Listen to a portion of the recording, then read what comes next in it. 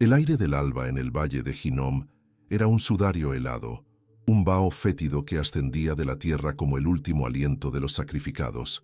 Gehenna, ni siquiera el sol naciente, cuya luz dorada comenzaba a lamer las cumbres de Jerusalén a lo lejos, osaba penetrar con calidez en aquella garganta de roca y polvo. Era un lugar de finales, un depósito de huesos, de escombros y de memorias malditas. Y a través de este paisaje de desolación, una figura solitaria se arrastraba, más espectro que hombre, envuelto en una túnica oscurecida por el sudor y la tierra. Sus sandalias se raspaban contra la grava con un sonido seco, casi obsceno en el silencio sepulcral, un ritmo fracturado que marcaba el compás de una voluntad rota. No miraba hacia la ciudad sagrada, cuya silueta se recortaba contra el cielo prometedor, sino hacia el suelo, como si buscase en la aridez del terreno una respuesta que ya sabía que no encontraría. El mundo se había encogido hasta convertirse en este desfiladero de ignominia, un útero de piedra y olvido que lo había llamado para nacer a la muerte. En su mano, que temblaba con la violencia de un miembro cercenado, no empuñaba un báculo ni el cayado de un peregrino, sino una soga áspera, un gusano de fibra trenzada que parecía tener vida propia. La otra mano oprimía contra su pecho una pequeña bolsa de cuero pesada, cuyo contenido no tintineaba. El sonido de la plata había muerto para él, ahogado por el eco de las palabras frías como el mármol del templo. ¿A nosotros qué? Allá tú. Aquellas 30 monedas que antes habían brillado con la promesa del cálculo y la estrategia, ahora eran un tumor gélido contra su corazón, el precio no de un hombre, sino de un alma. La sangre inocente tenía un peso físico, una densidad que tiraba de sus hombros hacia la tierra, hacia las fauces de aquel valle inmundo. Cada paso era una agonía, cada bocanada de aire un veneno que avivaba el fuego del remordimiento en sus entrañas. Buscaba un árbol, no por su sombra, sino por su esqueleto, una rama lo suficientemente fuerte para sostener el peso de la traición más infame de la historia. Lo encontró. Un sicomoro nudoso y torcido, un centinela macabro que había presenciado 1000 años de miseria sin inmutarse. Sus ramas eran garras esqueléticas arañando el cielo pálido. Con una torpeza febril arrojó la bolsa de monedas al suelo, el golpe sordo y definitivo de un pacto sellado en el infierno. Sus dedos, antes hábiles para contar denarios y administrar fondos, ahora luchaban torpemente con la soga, confeccionando el nudo corredizo con la memoria muscular de un acto nunca antes cometido, pero innato a su desesperación. Se subió a una roca inestable, el mundo oscilando bajo sus pies. Por un instante, el nombre que le dieron al nacer resonó en el abismo de su mente: Yehuda, el alabado. Una ironía tan cruel que casi le arranca una carcajada, pero solo un sollozo ahogado escapó de su garganta. Se colocó el lazo al cuello, la fibra rasposa como un beso de silicio, y entonces se entregó al vacío. No hubo un grito, solo el crujido seco de la madera, el chasquido sordo de las vértebras y el silencio final de un cuerpo que pendía, oscilando suavemente, como un péndulo macabro que marcaba el fin de los tiempos para un hombre que había caminado junto a Dios y había elegido la noche. Mas aquel cuerpo que el sicomoro acogió en su abrazo mortal, aquella cáscara de remordimiento y desesperación, tuvo un principio. Tuvo un nombre que no era una maldición, sino una bendición y una plegaria: Yehudá, el alabado. Su historia no comenzó en el hedor de un valle de sangre, sino bajo el sol implacable de Judea, en las calles polvorientas de Keriot, una ciudad del sur, un lugar de tradiciones antiguas y observancia estricta, muy lejos de las aguas bulliciosas y el acento rústico de la Galilea, donde el destino lo aguardaba. Desde su infancia, Yehudá no fue como los otros niños que encontraban su mundo en los juegos y las carreras. Su universo estaba en los patrones que la luz dibujaba en el suelo, en el cálculo silencioso de las sombras que se alargaban, en la cadencia de las oraciones en la sinagoga, que él no solo recitaba, sino que desmenuzaba en su mente, buscando un orden, una estructura subyacente. Poseía una inteligencia afilada, una mirada penetrante que no se detenía en la superficie de las cosas, sino que buscaba horadar la cáscara de la apariencia para encontrar el mecanismo que las movía. Era un niño de pocas palabras, pero de pensamientos profundos, y los ancianos de Keriot asentían con la cabeza al verlo, reconociendo en él una mente destinada a la administración de cosas importantes, un hombre que no labraría la tierra, sino que la contaría y la mediría. Esta distinción geográfica y de temperamento fue la arcilla con la que se modeló su soledad. Era un judío de Judea, heredero de la sangre más pura de la promesa, un hombre del corazón teológico y político de Israel. Cuando por fin oyó hablar del predicador Galileo, de aquel carpintero que congregaba multitudes con parábolas sobre semillas y reinos, la noticia le llegó filtrada por el escepticismo sureño. Los galileos eran gente impetuosa, de fe simple y brazos fuertes, pero carecían de la finura intelectual y la gravedad teológica de Judea. Sin embargo, los relatos persistían, hablando de milagros que desafiaban la lógica y de un mensaje que encendía en los oprimidos una llama peligrosa y embriagadora, la esperanza. Movido por una curiosidad que era más intelectual que espiritual, Yehudá viajó al norte. No buscaba un sanador de almas, sino un catalizador para la historia. En un mundo asfixiado bajo el talón de la sandalia romana, donde el águila imperial proyectaba su sombra sobre el templo, la palabra reino solo podía tener un significado. Al encontrarlo, vio en Jesús de Nazaret no la mansedumbre del cordero, sino la astucia latente del león de Judá. Escuchaba sus sermones y mientras los otros se maravillaban de la compasión, él escrutaba la estrategia. Las bienaventuranzas no eran para él un código de conducta espiritual, sino un manifiesto revolucionario velado, una forma de unir a los desposeídos, a los humildes, a los que lloraban bajo el yugo de Roma, para convertirlos en un ejército de almas listas para la insurrección. Vio en la inteligencia del nazareno un reflejo magnificado de la suya propia, pero elevada a un plano de carisma popular que él jamás podría alcanzar. Se unió al círculo íntimo, no con el fervor ciego de un pescador que abandona sus redes, sino con la decisión calculada de un estratega que se alista junto a un general destinado a la gloria. Su devoción no era al hombre, sino al trono que creía que ese hombre estaba destinado a reclamar. Su fe no estaba puesta en el reino de los cielos, sino en la restauración del reino de David sobre la tierra. Dentro del grupo de los 12, su singularidad se hizo evidente de inmediato. Era el único judío entre galileos, el hombre de letras entre hombres de manos callosas. Mientras Pedro hablaba con el corazón y Juan soñaba con visiones místicas, Judas pensaba en la logística. Se preocupaba por el pan del día siguiente, por el óbolo para el pobre que era a la vez una inversión en la opinión pública, por las rutas más seguras para evitar a las patrullas romanas. Su competencia no pasó desapercibida. Con un asentimiento casi universal, le fue confiada la bolsa, la tesorería del incipiente movimiento. Para los otros, era una carga tediosa. Para él, era el centro del poder práctico, la prueba tangible de su valor. Sentía el peso de las monedas en sus manos no como una tentación, sino como la responsabilidad de administrar los recursos de la futura rebelión. En la quietud de la noche, mientras los otros dormían, él a menudo se quedaba despierto, con las monedas esparcidas sobre un paño, no contándolas por avaricia, sino organizándolas, planificando, sintiendo en el frío metal el pulso de un reino terrenal que crecía con cada donación. Era un administrador meticuloso, un organizador nato en medio de un grupo de soñadores. Se enorgullecía del orden que imponía, de la previsión que los demás carecían. Su papel lo consolidaba, pero también lo aislaba. Hablaba el lenguaje de los números y la estrategia, mientras los otros hablaban el de la fe y los milagros. Veía en la multiplicación de los panes y los peces no solo un acto divino, sino un triunfo logístico que debía ser estudiado y replicado. Esta divergencia fundamental, este abismo entre su Mesías político y el Mesías espiritual que Jesús revelaba día a día, comenzó a cavar un barranco en su alma. Su inteligencia, la misma cualidad que lo había hecho destacar, se convirtió en su jaula. Era demasiado astuto para la fe ciega y demasiado ciego para la verdadera naturaleza de la divinidad que tenía ante sus ojos.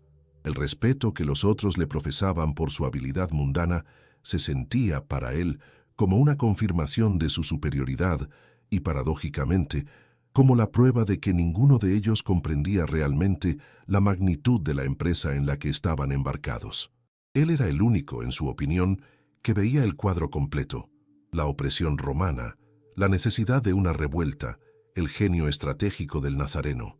Y en esa convicción solitaria, el alabado, el hombre de Queriot, comenzó a caminar por un sendero que se apartaba, paso a paso, del camino de sus compañeros, un sendero que lo llevaría inevitablemente de la administración de la esperanza a la contabilidad de la traición.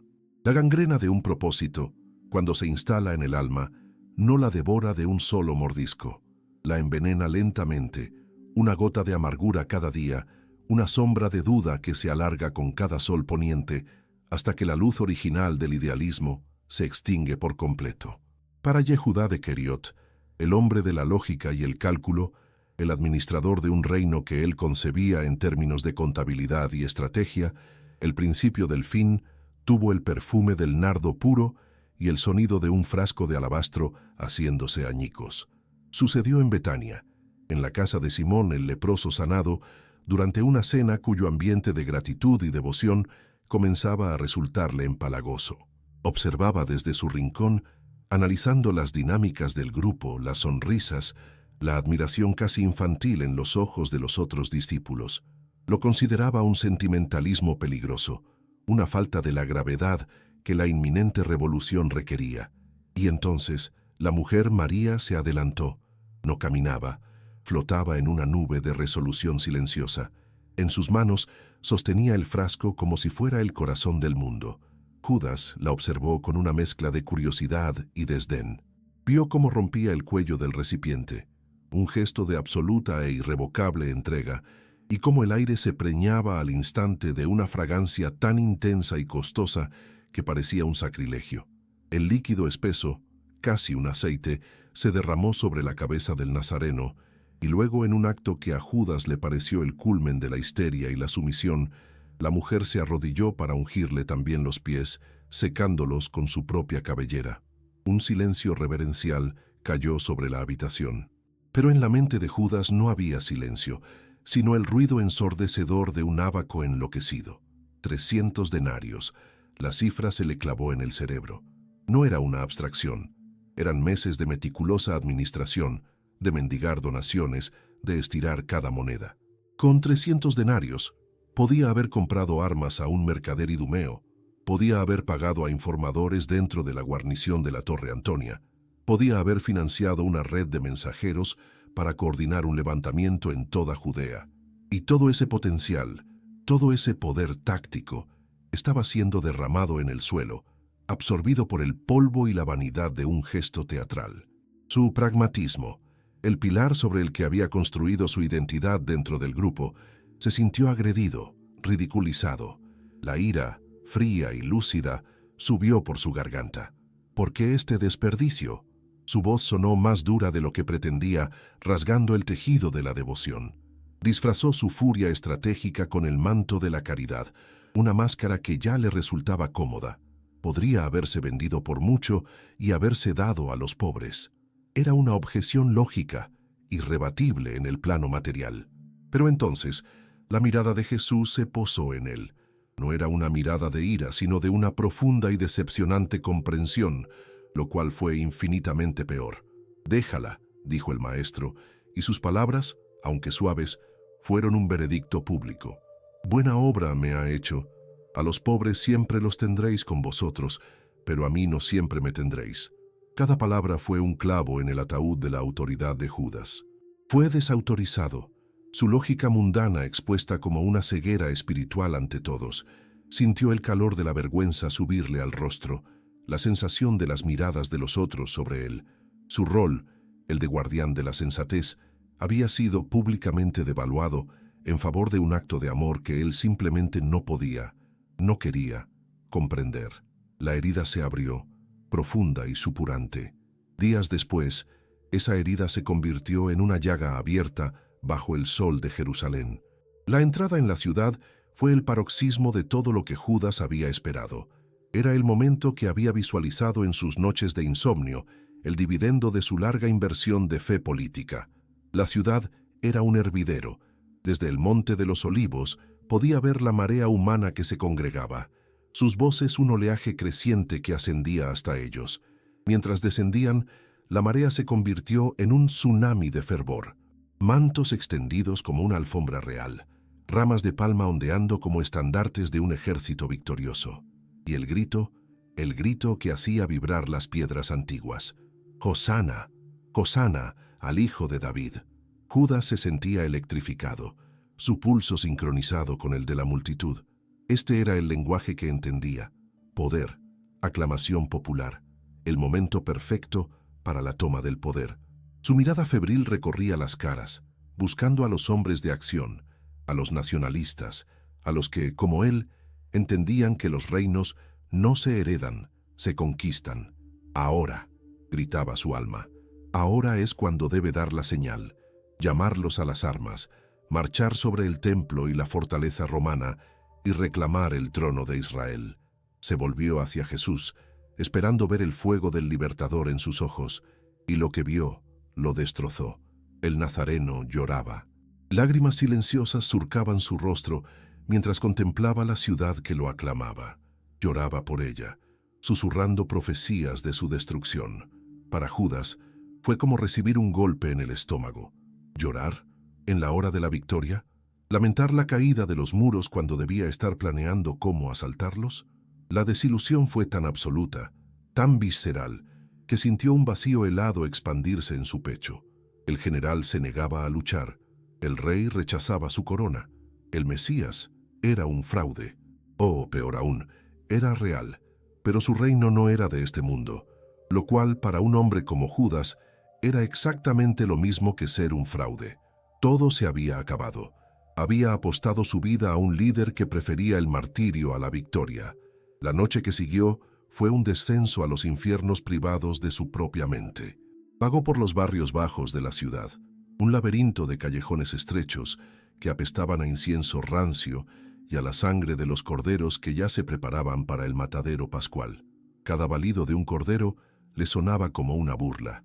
El pragmático, el estratega, el único que entendía de verdad el juego del poder, se había dejado engañar por un predicador de fábulas. Su orgullo de judío del sur, su intelecto, su capacidad administrativa, todo se sentía ahora como un disfraz de idiota. Se detuvo en una esquina, observando a una patrulla romana marchar con la arrogancia del conquistador. El odio lo ahogó, un odio dirigido no solo a Roma, sino al hombre que tenía el poder para desafiarla y elegía no hacerlo. Fue en esa oscuridad, en ese pozo de resentimiento y orgullo herido, donde la decisión final cristalizó. Una frialdad sobrenatural se apoderó de él. Si el plan de Jesús era el fracaso y el martirio, él escribiría un final diferente. Si no podía tener al rey que quería, forzaría un desenlace, lo entregaría, pondría al Nazareno ante el Sanedrín y el poder de Roma. O bien, Jesús se vería obligado a desatar su poder divino para salvarse, revelándose como el Mesías todopoderoso que Judas siempre había creído que era, o bien moriría como un falso profeta. En cualquier caso, Judas tendría una respuesta. Sería él quien forzaría el clímax. Su traición se convirtió en su mente pervertida en un acto de control, en la última jugada de un estratega acorralado. La oscuridad exterior se fusionó con la interior. La voluntad de la noche encontró en él un sirviente dispuesto, y con pasos firmes y un propósito renovado y terrible, se dirigió hacia las luces del palacio del sumo sacerdote. El poder tenía una arquitectura y un olor. Los muros del palacio de Caifás eran altos y lisos, diseñados para empequeñecer a quienes se acercaban. El aire olía a aceite caro, a incienso y a la fría autoridad de la piedra pulida. Judas fue conducido a través de patios silenciosos hasta una cámara donde Caifás y algunos ancianos del Sanedrín lo esperaban. Lo estudiaron con ojos que no revelaban nada, ojos de políticos consumados que han visto todas las facetas de la debilidad humana. Caifás, con su barba ceremonial y sus vestiduras impecables, irradiaba un poder gélido. No preguntó por los motivos de Judas. Los motivos eran irrelevantes. Solo importaba la utilidad. Fue Judas quien rompió el silencio, y sus palabras fueron las de un hombre de negocios cerrando un trato, desprovistas de cualquier temblor emocional. ¿Qué estáis dispuestos a darme para que os lo entregue? La pregunta suspendió en el aire toda la teología, todo el amor y el discipulado de 3 años, reduciéndolo a una simple transacción. Caifás sonrió levemente, una mueca casi imperceptible. Consultó con la mirada a Anás, su suegro, otro zorro político. Luego, con un gesto, un sirviente trajo una bolsa. El sumo sacerdote no la entregó directamente. La dejó caer sobre la mesa de mármol con un chasquido deliberadamente ofensivo. 30 siclos de plata, dijo, su voz plana. Judas sintió el insulto como una bofetada. 30 piezas. El precio de un esclavo, no el precio de un rey, ni siquiera el de un profeta. El precio de un bien dañado. Era la valoración que el poder establecido hacía del hombre que había hecho temblar los cimientos de su autoridad, y por extensión era su propio precio. En un instante de claridad nauseabunda, comprendió que lo despreciaban tanto como a aquel a quien iba a traicionar, pero ya era demasiado tarde para el orgullo. Asintió, tomó la bolsa, sintiendo el peso muerto y frío de las monedas. El pacto estaba sellado.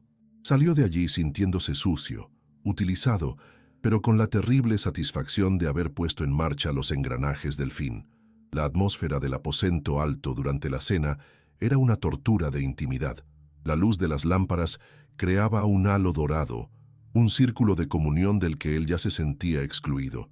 Intentaba comer, participar en la conversación, pero cada palabra de afecto entre los otros discípulos, cada risa, era como sal en su herida. El acto del lavatorio de pies fue su primer calvario. Ver al maestro arrodillado, ciñéndose la toalla como un esclavo, le pareció un espectáculo de humillación intolerable. Cuando Jesús se arrodilló ante él, Judas quiso retirar los pies, pero se quedó paralizado. El contacto de esas manos sobre su piel, el agua limpiando el polvo del camino que lo había llevado a pactar la traición, fue una intimidad tan violenta que tuvo que desviar la mirada. Se sentía desnudo, expuesto bajo una mirada que lo sabía todo y aún así no lo condenaba. Ese perdón tácito era más pesado que cualquier acusación.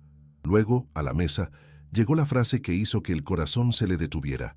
En verdad os digo que uno de vosotros me va a traicionar. El aire se heló.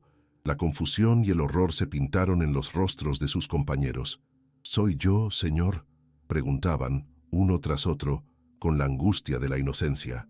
Judas, en un alarde de control, repitió la pregunta pero cambiando el título, una distancia que ya era un abismo.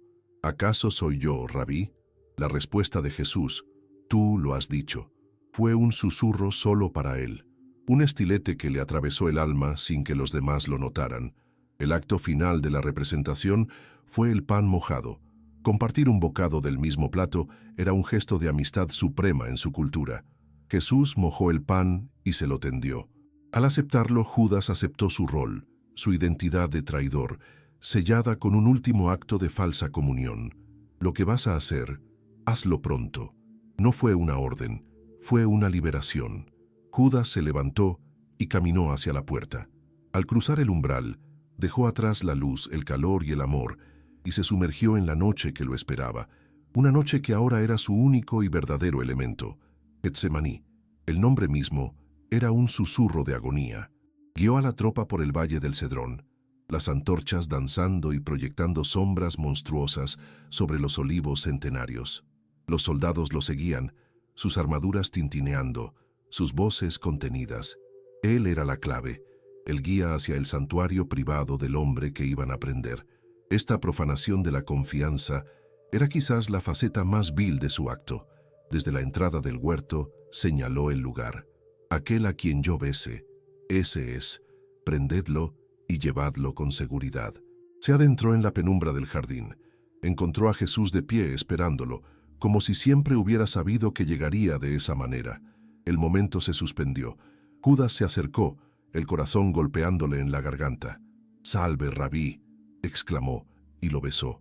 Fue un beso deliberado, enfático, el catafilein de los textos, un acto perverso que utilizaba la máscara del afecto para infligir la herida más profunda. En la respuesta de Jesús no hubo ira, solo una tristeza infinita que lo desarmó. «Amigo, ¿a esto has venido?». La palabra amigo lo rompió.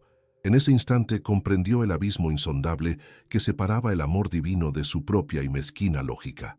El caos estalló, las espadas salieron de sus vainas, los guardias se abalanzaron sobre un Jesús que no ofrecía resistencia. Judas retrocedió instintivamente, un paso, luego otro, hasta que la oscuridad lo engulló. Su papel había terminado. El catalizador se había vuelto irrelevante. Observó desde las sombras cómo se llevaban a su antiguo maestro, y por primera vez no sintió el poder del estratega, sino el vacío absoluto del que ha destruido lo único valioso que poseía. El amanecer trajo consigo una luz gris y despiadada que no ofrecía consuelo, solo la cruda revelación de la realidad. Oculto entre la multitud, Judas siguió el proceso desde lejos, un espectro atormentado. Vio cómo arrastraban a Jesús del palacio de Caifás a la fortaleza de Pilato. Escuchó los fragmentos de acusaciones, los gritos de la turba. Y entonces llegó el veredicto, corriendo de boca en boca como un reguero de pólvora. Condenado. La palabra fue un golpe físico. Su plan, su terrible cálculo, había fallado de la manera más catastrófica posible. No había forzado una demostración de poder divino. Había facilitado una ejecución judicial. La sangre inocente de la que hablaban los profetas ahora manchaba sus manos, su alma, su existencia entera. Un pánico ciego lo inundó y corrió. Corrió sin aliento contra el flujo de la gente, de vuelta al templo, al origen de su pecado, como si deshaciendo el camino pudiera deshacer el hecho.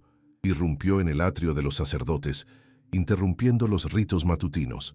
Su aparición fue la de un loco, el pelo revuelto, los ojos desorbitados, la ropa cubierta de polvo. Los sacerdotes lo miraron con fría irritación. Con un grito desgarrado, arrojó la bolsa a sus pies. Las 30 monedas de plata se derramaron sobre el suelo sagrado, girando y tintineando, con un sonido obsceno que profanaba el silencio. «He pecado», aulló, su voz quebrada por la angustia. «He entregado sangre inocente», suplicó con la mirada, buscando una grieta en la muralla de indiferencia, una palabra que le permitiera volver atrás.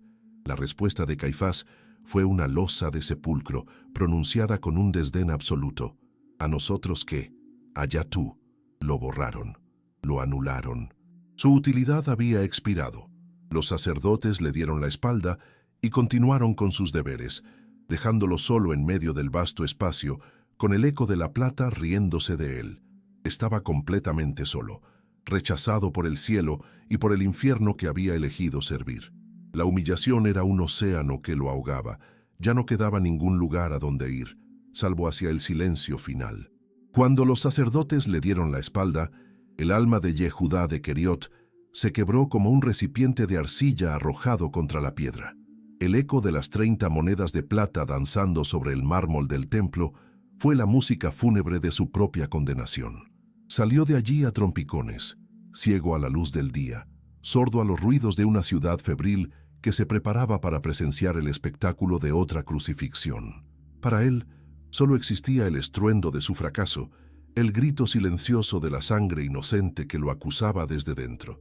Caminó sin rumbo, un autómata movido por el último espasmo de la desesperación, sus pies llevándolo instintivamente lejos del orden de la ciudad, hacia los lugares quebrados y olvidados. Lo condujeron al sur, hacia el valle de Hinnom, esa cicatriz en la tierra que la historia había llenado de fuego, huesos de niños y basura. Gehenna. El infierno en la tierra era el único lugar apropiado para un hombre que se sentía repudiado por el cielo y la humanidad. Encontró el sicomoro retorcido como un viejo conocido que lo estuviera esperando. Sus movimientos eran los de un sonámbulo.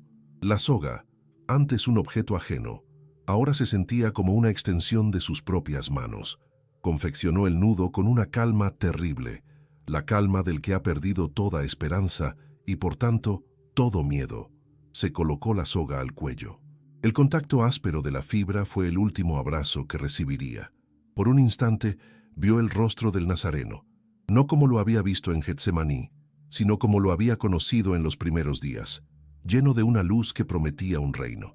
Y con esa memoria como su último tormento, se dejó caer en el vacío. Hubo un crujido, un ahogo, y luego el silencio. Su cuerpo quedó suspendido, girando lentamente en la brisa inmunda del valle, un péndulo grotesco marcando el final de una vida. Pero la narración de su infamia no concluyó con aquel silencio. El cuerpo de Judas, abandonado por Dios y por los hombres, quedó a merced de los elementos, un testimonio público de la corrupción que lo había consumido en vida. El sol implacable de Judea lo coció, hinchando sus tejidos con los gases de la putrefacción. Su piel, antes tensa por la soberbia y la ansiedad, se estiró hasta volverse una membrana translúcida y grotesca. Se convirtió en un recipiente de su propia descomposición, una parodia horrenda del hombre que alguna vez había administrado los bienes de la esperanza. Y entonces, la naturaleza, o quizás un juicio más alto, dictó la segunda parte de su sentencia. La rama del sicomoro, o la propia soga podrida por el peso, finalmente cedió. El cuerpo hinchado y pesado se desplomó desde lo alto, no sobre tierra blanda, sino sobre las rocas afiladas del campo de un alfarero cercano. El impacto fue espantoso. La piel tensa reventó con un sonido húmedo y sordo, y su interior corrompido, sus entrañas y vísceras, se derramaron sobre la tierra maldita, un vómito final de su traición. Mientras tanto, en Jerusalén, los sacerdotes, en un acto de piedad farisaica, se negaron a depositar las 30 monedas de plata en el tesoro del templo, pues era precio de sangre. Con una ironía que solo la historia puede concebir, utilizaron el dinero devuelto por el traidor para comprar aquel mismo campo, el del alfarero, el que ahora estaba profanado con los restos de Judas, para convertirlo en un cementerio para extranjeros. Y el pueblo lo llamó Akeldama, el campo de sangre, un nombre que recordaría para siempre la sangre del inocente que fue vendida y la sangre del traidor que allí se derramó, uniendo sus destinos en un trozo de tierra maldita. Fue entonces Judas un mero títere en un teatro divino, una pieza predestinada movida por los dedos inexorables de la profecía para cumplir un papel necesario pero maldito. Atribuir su caída a un simple guión celestial sería despojarlo de la esencia misma de su tragedia. La verdad, más compleja y terrible, es que el destino no violó su voluntad, sino que la incorporó a su gran diseño. La soberanía de lo eterno no necesitó forzar las puertas del alma de Judas, las encontró abiertas de par en par. Actuó según la fibra de su propio ser, su orgullo herido, su pragmatismo ciego a la fe, su ambición de un reino terrenal, su resentimiento de intelectual despreciado. Cada decisión fue suya. La elección de valorar el dinero por encima del milagro, la elección de interpretar la profecía como una estrategia militar, la elección de convertir la decepción en venganza. No fue un autómata, fue un agente libre cuya libertad lo condujo paso a paso por el camino que su propio carácter había trazado. La tragedia suprema de Judas Iscariote no es que estuviera destinado a traicionar, sino que entre todos los hombres, su particular combinación de talentos y defectos lo convirtió en el candidato perfecto, en el voluntario ideal para ejecutar el acto del que las Escrituras ya hablaban. El plan divino no lo obligó, simplemente lo conoció. Así su nombre, Yehudá, el alabado, fue despojado de su significado y refundido en el fuego de la infamia para convertirse en el sinónimo universal de la traición. Su beso, un gesto de amor, se transformó en el ícono de la perfidia. Su historia, la compleja espiral de un alma en conflicto, fue aplanada a lo largo de los siglos hasta convertirse en una fábula admonitoria sobre la avaricia, en el rostro caricaturesco del judío traidor para justificar el odio de generaciones. Pero su fantasma resuena más allá de la simple condena. Su ruina sirve como un espejo oscuro y perpetuo para la condición humana, recordándonos la aterradora proximidad entre el idealismo y el fanatismo, entre la devoción y la destrucción. Nos obliga a preguntarnos qué ocurre cuando nuestra visión de cómo debería ser el mundo se vuelve más importante que la verdad que tenemos delante. La tragedia de Judas no es la de un monstruo que caminó entre santos, sino la de un hombre que, viviendo más cerca de la luz que ningún otro, eligió dar la espalda y caminar hacia la noche, dejando tras de sí una pregunta eterna sobre el terrible peso de la elección y la insondable profundidad de una caída,